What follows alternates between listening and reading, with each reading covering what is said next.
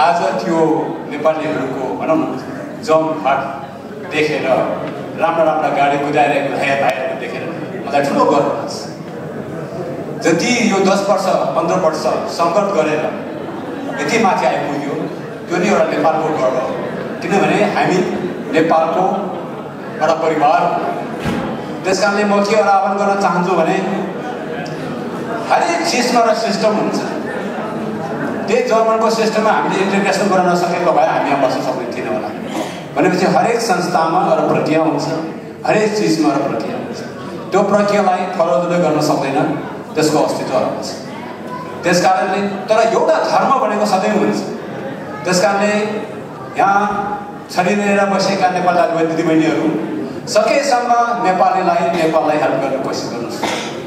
सकेन भने नबिगार्नुहोस्, हेल्प गर्छ भने गर्नुहोस्, सकेन भने नबिगार्नुहोस्। त्यो मेरो तपाईँलाई भित्री मनदेखि मेरो चाहिँ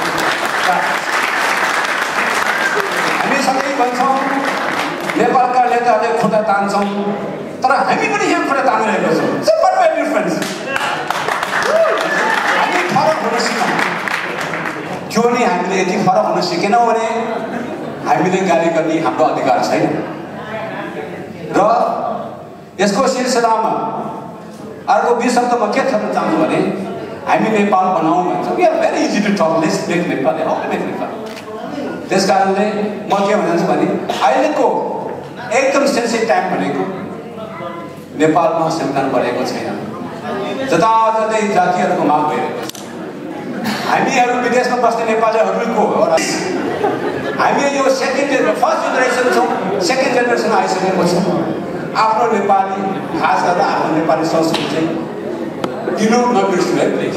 I know everybody is very busy, तर त्यो चाहिँ तपाईँहरूले समय दिनु। र अबदेखि तपाईँहरूले यति आत्माभित्रबाट नेपाली आमालाई के गर्न चाहन्छौँ भने अवश्य हामी सक्छौँ। तर हामी एक भएर मधेसी, बाहुन, क्षेत्री, जनजाति भएर भने कि नेपाल आमाको एक परिवार भएर अबदेखि हामी नारा लगाऊ।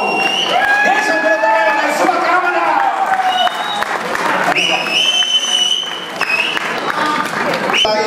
इन्टिग्रेसन यहाँको सामाजिक सहयोग मात्र होइन कि अब मातृभूमिको पनि नेपालीद्वारा नेपालीको लागि पनि नारा छ।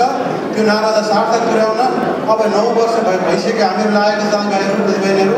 त्यसकारण अब देशको विकासको लागि पनि समय आएको छ। यो सामूहिक लगानीको नारा आएको छ। त्यसमा तपाईँहरूले चाहिँ 1 युरोदेखि 1 करोडसम्म दिएर सहयोग गर्न सक्नुहुनेछ। हाम्रो रिजनल कोअर्डिनेटरको कुमारजी त्यहाँ हुनुहुन्छ, उहाँलाई समात्नुहोस्। उहाँले तपाईँहरूको चाहिँ नगदको सुरक्षा गर्नुहुन्छ, त्यसको जिम्मेवारी यहाँनिर आएको छ। त्यस्तै देशमा चाहिँ नि जुन अहिले शान्ति प्रक्रिया आउन लागेको छ, संविधान आउँदैछ 14.5 मेसम्ममा। त्यसमा हाम्रो महत्त्वपूर्ण आशा छ के छ भने हामीहरू विदेशमा आफ्नो कर्मभूमिमा आफ्नो विदेशको नेपालको कारणवश, नेपालको बाध्यतावश, नेपालको राष्ट्रिय नागरिकता छोडेर विदेशी नागरिकता लिन परेका विभिन्न दाजुभाइ दिदीबहिनीहरूलाई कसरी नेपालसँग सम्बन्धित गराउने, दोस्रो पुस्तालाई कसरी सम्बन्धित गराउने, यो कुराको लागि चाहिँ हामीहरूले गएको 9 वर्षसम्म धेरै पहल गऱ्यौँ। र अहिले भर्खर गएको हप्तामा हामीहरूले नेपालका लेजिस्लेटिभलाई यो साधारण संविधान सभाका सदस्यहरूलाई, कानुनविदहरूलाई हामीहरूले गैर आवश्यक नेपाली नागरिकताको चाहिने एउटा प्रावधान प्रस्ताव राखेका छौँ। हामी आशा गर्छौँ कि त्यो सफल हुनेछ। र तपाईँहरूलाई मेरो अन्तिम अनुरोध के छ भने तपाईँहरूको नातादार साथीहरू को को हुनुहुन्छ साधारण सभामा त्यो चाहिँ त्यसमा जोड गर्नुहोस्, तपाईँ लब्बी गर्नुहोस्। त्यो गरेर त्यो हामी सबैलाई पाउँछौँ भने हाम्रो चाहिने स्थिति नेपालमा बलियो हुनेछ। यति भन्दै म तपाईँहरूलाई आज एउटा सानो घटना मात्रै म तपाईँहरूलाई सुनाउन चाहन्छु। नेपालका मान्छेहरूको कस्तो छ एक्सपेक्टेसन हामी विदेशमा बस्ने गइरहेको छ नेपालीहरूप्रति भन्ने बारेमा एउटा सानो घटना, एउटा सानो अनुभव छ मसँग।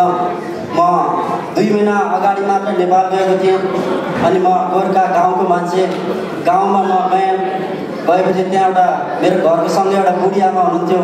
त्यो बुढी आमाले मलाई सोध्नुभयो, ए बाबुलाई आएछौ, यो गैर आवश्यक नेपाली सङ्घ त मलाई थाहा रहन्छ उहाँले भन्नुभयो। एकजना नारायण भन्ने मान्छे छ अरे विदेशमा बस्ने, अनि यो शब्द एकदम पैसा छ अरे, यसले त तपाईँको यो लोड सेडिङलाई चाहिँ तुरुन्तै अन्त गरिदिन्छ अरे, यो को अब कहाँ बस्छ भनेर सोध्नुभयो। मैले त सोधेँ, हाम्रै हाम्रोको सोचेँ कि नारायणलाल श्रेष्ठजीले चाहिँ थुप्रै हाइड्रो पावरमा लगानी गर्न लाग्नु भएको रहेछ क्या हो भनेर सोचेँ। तर उहाँले भन्न खोज्नुभएको रहेछ यहाँ नारायणलाई भन्न नजानेर ए नारायण भन्नुभएको रहेछ।